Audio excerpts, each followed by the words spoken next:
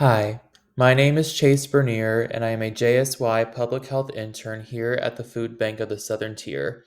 In this video, I'll be talking about how to identify accurate health and nutrition information online. Let's first talk about spotting health misinformation. Misinformation is defined as information that is false, inaccurate, or misleading that is available to the public. According to Surgeon General of the United States, Dr. Vivek H. Murthy, health misinformation is a serious threat to public health. It can cause confusion, sow mistrust, harm people's health, and undermine public health efforts. Misinformation spreads easily on social media, online retail websites, and additional search engines. Further, false and misleading information is causing individuals to make decisions that can have dangerous consequences on their own health. Now let's take a look at a health information survey that I conducted this summer where it highlights where people access their health information. A total of 86 people from the food bank's partner agencies completed this survey. The first question I asked was, where do you get your health and wellness information? 60.5% of respondents remarked primary care provider as being at least one of their responses. The next highest response was that 25.6% get their health information from government websites. The next question asked, has a health article ever influenced you into purchasing a product and or make a health decision? 34% stated that they have not been influenced to make a health decision from an ad, whereas 20% were influenced to both purchase a product and make a health decision. Regarding a health advertisement or article that people thought was too good to be true, 80% remarked that they have seen information that was too good to be true online. In response to this question of have you ever seen a health advertisement that you thought was too good to be true, majority of respondents mentioned misinformation related to weight loss products and programs, as well as unqualified people making health claims. So, how does this information relate to you as a food distribution site or food bank partner?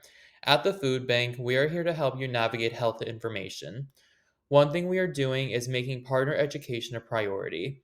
Another is distributing information from sources that are credible and approved by a trustworthy source. We hope that you can add to these efforts by helping community members answer questions and give valuable information to clients. Furthermore, you can also support clients by helping them find their own health information when needed. If you're a partner with the food bank, investigate our educational opportunities that cover the topic of misinformation. Be sure to ask questions and provide feedback to the food bank when necessary. The food bank has a complete health and nutrition team with backgrounds in nutrition, public health, and dietetics. We are here to support you and be a valuable resource if you are ever confused about something. Now let's look at different ways on how to confirm health and nutrition information. Websites that end in the acronyms .edu, .gov, and .org will provide more reliable and educational information.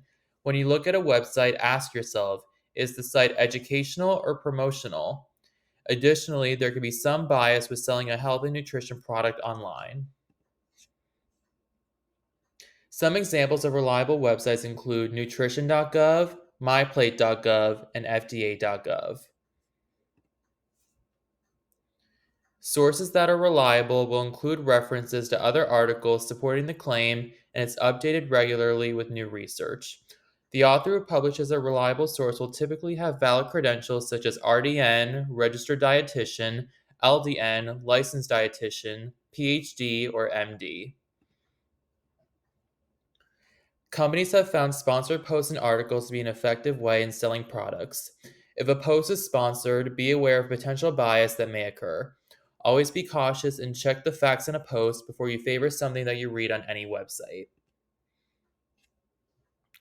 As an example, many weight loss strategies such as dieting and intermittent fasting can be detrimental to one's health both physically and mentally. Also, making a dietary change or in changes to improve one's health may not always result in changes in weight. Some general examples of health and nutrition misinformation include food faddism, health fraud, and misdirected claims. Food faddism is a set of beliefs that eating or not eating certain foods can convey special health benefits for an individual, such as quick weight loss. For example, the keto diet has been commonly known as a fad diet because it promises quick weight loss, better health benefits, and eliminates almost entire food groups and foods. This diet is also incredibly restricted to many foods, which is why keto is reflected as a fad diet. Misdirected claims can wrongly lead a consumer to make incorrect generalizations about health benefits of food products. One example of a misdirected claim is when a product is advertised as low in carbohydrates but is still very high in fat. Another common one is when a cereal is labeled as whole grain but is low in vitamins and minerals or high in calories. Some companies will use the term subtle shaming to capitalize on an organization's insecurities to sell misinformation by demonizing physical characteristics such as weight or body size. Companies will typically display unappealing pictures and verbal scripting to project subtle shaming. Furthermore, an organization that utilizes subtle shaming will use a fast fix to get a message across to the public. Now let's look at some examples of health misinformation. These examples were found on social media and through internet searches. There was one article that claimed a component of ginger kills cancer stem cells. However, there are no peer reviewed studies to verify this information. The person who posted this source has a website dedicated to alternative medicine, meaning they could potentially obtain financial or notoriety gained from this. A peer reviewed study is defined as the evaluation of work by one or more individuals as the producers of a source.